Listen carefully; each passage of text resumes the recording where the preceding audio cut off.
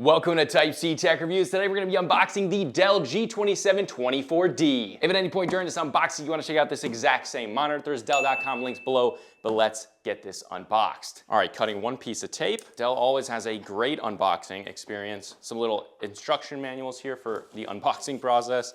And then they have the bottom of the stand. We've seen this quite a lot. Looks like a slightly different design here, which I really do dig. Metal underneath. Typically we've seen the metal underneath this, but now it looks like they're giving us, well, kind of like a plastic shell beyond the metal, which is nice. Tons of rubber here. We also then get a DisplayPort cable and your power cable and a DisplayPort to USB Type-C, which is awesome. Now this DisplayPort cable is an internal power supply. As you can see, there's no power brick here. So that's super, super nice that Dell always gives you an internal power supply. It just makes it easier to replace cables or get a longer one if you need it. All right, but let's lift this off. Looks like the other half of the height adjustable stand is right here. And pretty typical stuff, standard, nice designs that's going to integrate into the back of the monitor. Small cable management hole, but looks like it'll work. Fairly basic, but exactly what we need. This is a thumb screw, so all you need to do is line those two up, put them together, flip out the thumb screw, and just screw it in. One screw, and you just screw it right in with your thumb. There you go. So that's all locked in. But let's get to the monitor itself, which Dell typically does a good job of making a little cut right there, but we'll just have to rip it a little bit.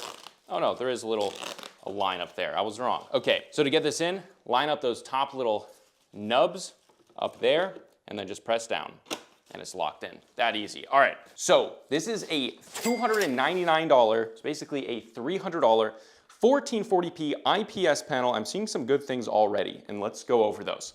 Okay, so number one, we got the cool Dell logo that's kind of that iridescent oil slick effect, which is cool. But the thing that I noticed right away is the finish of the screen. If you can see the screen, okay, so if I go like that, you can see the glossiness of the screen. Now, I haven't turned this on, still looks like a semi-matte coating, definitely still is matte, but a lot more glossy. Now, the interesting thing with that is we're gonna take another monitor. Here's another monitor that I just reviewed that has a standard matte coating. And if we put these side by side and I'm looking at them, I don't know if you can see the same thing, but if we do that, significantly more of that fuzzy appearance. So when we put these two together, if we're looking at the same thing, this is very fuzzy. That has more sharp images. I can almost see it like a mirror, which means the matte coating is gonna be significantly less. And if you know anything about displays, or if you're a display enthusiast, well, thinner matte coating, more close to glossy is always better for picture quality. All right, but enough talk. Let's get to the back of this, see what the ports are, and also check out the stand. So again, Dell logo up here. We have those 4 buttons that Dell likes using. Completely useless, but they do have a joystick on the right side. Do prefer it in the center, but not a big deal. Then as for ports, we've got 1 HDMI, 2 display ports.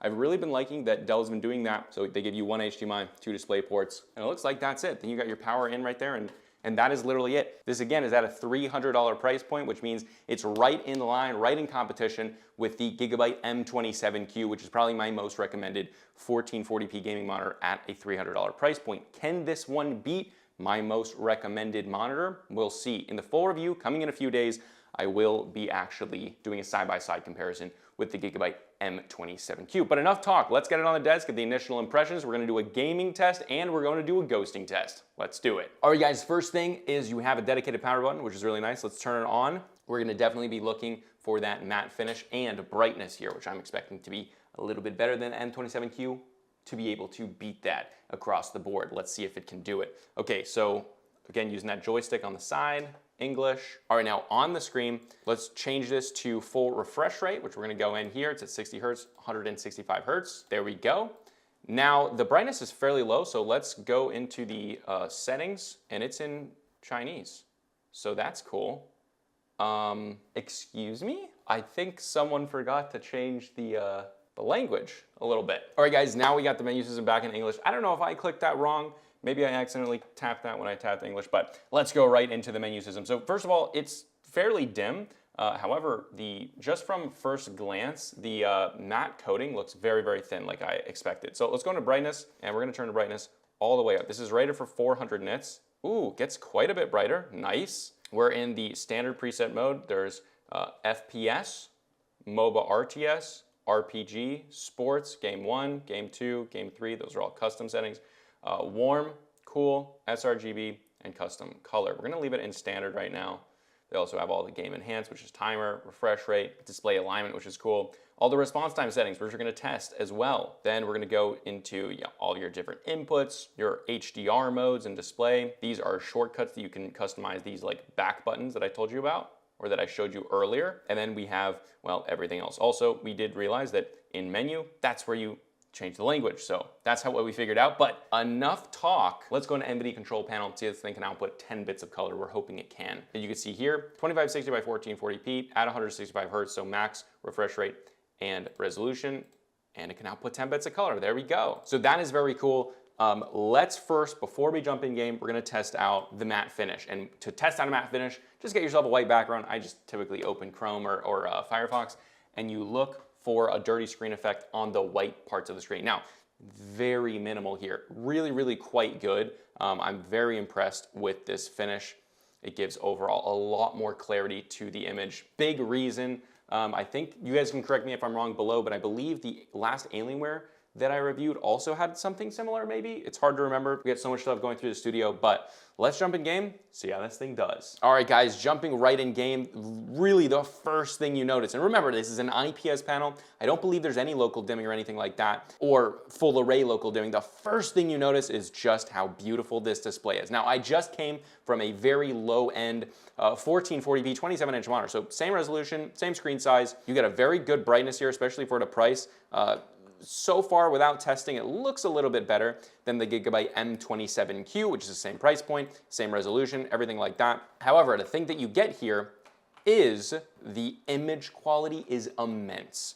Because of that significantly better matte coating, it just looks way, way more clear. The image is absolutely beautiful. The colors come out, obviously not a super colorful map right now as the weather has changed a little bit, but I mean, really a very pretty display. We can come over here and we can see the greens are very nice and vibrant, and really the biggest thing is that matte coating mixed with a very good IPS panel. I do believe that this is most likely an LG fast IPS panel. A very pretty image for sure. Also very quick. Obviously we expect 165 hertz, but this is pretty standard stuff at this point. This is a monitor where I think really I've seen a lot of competition start coming out in this $300 price point, 1440p, around a $300 price point. Obviously, Alienware, Dell came out with a nicer variant of this monitor, basically in the $400 price point. However, with this very, very thin matte coating is something that I personally would be huge on. This is probably the best value in the entire gaming monitor industry. The 1440p 27-inch market is now in a really good price point. And while through COVID, we had a lot of supply chain issues with LG coming out with the best panels in the industry, but now we see that they don't even have them in stock anymore. And there's a lot of still supply chain issues with this segment, but now we have a bunch of monitors coming out that you can get in stock. Obviously, you can't get this one on Amazon. You have to get it on Dell.com. But yeah, a very impressive panel for sure, especially for the price. It seems like this segment's just going to keep getting better and better with more competition. But let's see how the ghosting does. In game, it looked great, honestly. It looked really, really good. So let's see how it does on a UFO test. And guys, it is exactly what I thought. Very, very small amounts of ghosting, really just a tiny amount of ghosting. But do remember, this is in the slowest response time setting here. So we are going to go in here, go into, I believe it's game, go down to response time, and then we have fast, super fast, and extreme. Let's set it in super fast, see what it does. Decreases the ghosting just a little bit, and then extreme decreases the ghosting a little bit more. Let's go back into fast. Yeah, so very, very, very good ghosting, especially in extreme. Seems like without actually gaming on it in extreme, it seems like that's probably the best setting. It doesn't look like there's any inverse ghosting. We'll have to see if there's any artifacting with that setting, but really extremely good. I'm gonna take the camera, and you can see here, that is what I am seeing. Basically crystal clear. We are gonna bump up the speed here, and you can see even with something that's recreating a faster whip here, we have really, really, really small trails. So for fast-paced gaming, even though it's 165 hertz, you do have to remember ghosting does not necessarily get better with a higher refresh rate, which is what a lot of monitor companies kind of advertise. Not true at all. Some of the best segments we've seen with IPS gaming monitors with ghosting have been lower refresh rates. A lot of monitors with 240 hertz or even 165, 144 hertz have a really good ghosting. This is one of those monitors. It's quite impressive. It's quite good here. But again, if you want to check it out, there are Dell.com links below. I am very excited to be testing this monitor and, well, see if it's worth it overall. But yeah, this was Type C Tech Review. Subscribe below for the full review coming in probably around a week. I'm going to be testing this thing, living with it every single day, going through everything, comparing it to the Gigabyte M27Q. But yeah, this was Type C Tech Reviews, and I'll see you guys in the next video.